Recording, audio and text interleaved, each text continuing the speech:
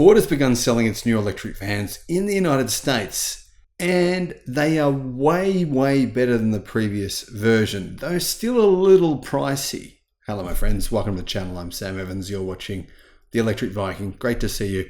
Ford, they're pretty much the only company really selling any decent electric vans in the United States. These EVs, or these electric vans, will be available in various countries around the world pretty soon. I believe it's Ford's plan to sell them elsewhere, not just in the US. So they've actually started orders. You can order one now in the US. The cheapest version, they all pretty much have the same range, but you can get bigger versions that still use the same battery pack, so that will lower the range. But the cheapest version costs $51,000 US. However, because it qualifies for the EV incentives of $7,500 US, that means the price is actually $43,500. So it isn't exactly cheap, but that seems like a reasonable price for this type of vehicle. Now, it actually has up to 487 cubic feet of cargo volume, and it only costs $1,000 more than the previous version, which, I mean, is pretty good when you consider the fact that it has much more range. In fact, it has 32% more range and much faster charging. The 2024 e-Transit has a bigger 89 kilowatt hour battery pack. It's not an LFP battery. I believe it's actually an SK Innovation battery pack, which is made in the US. And that's why this vehicle qualifies for the full $7,500 tax incentive. Now, the previous battery pack was only a 67 kilowatt hour battery. So this battery is now 22 kilowatt hours bigger.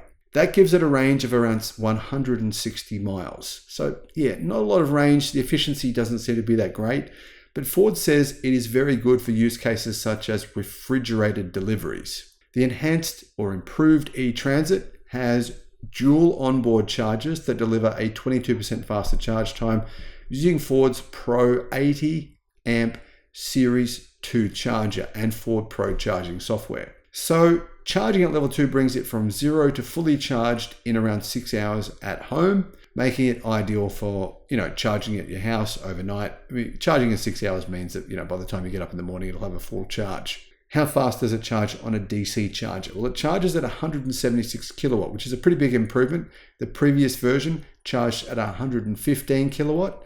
And what that means is you can get 67 miles of range from a fast charger in 15 minutes. So if you plug it in for 15 minutes, you can, get another 67 miles. It's only about 110 kilometers, but that's still not bad. And it does mean that if you compare the 15-minute charge of the previous version, it's 50% faster.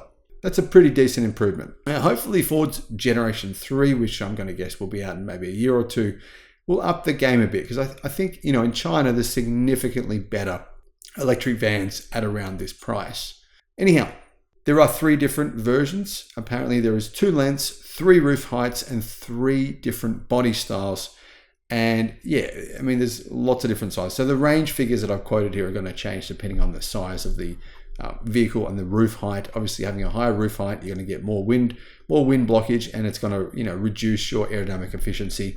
But all in all, it's a good upgrade from Ford, considering they haven't really changed the price. Inflation, I mean, if you think about it, they've probably increased the price less than how much inflation has gone up since the old version was launched. So actually, it's a bit cheaper than the previous version when you take that into context. It qualifies for the full EV incentive. It's probably going to be not much more expensive than a gasoline-powered or diesel-powered similar van.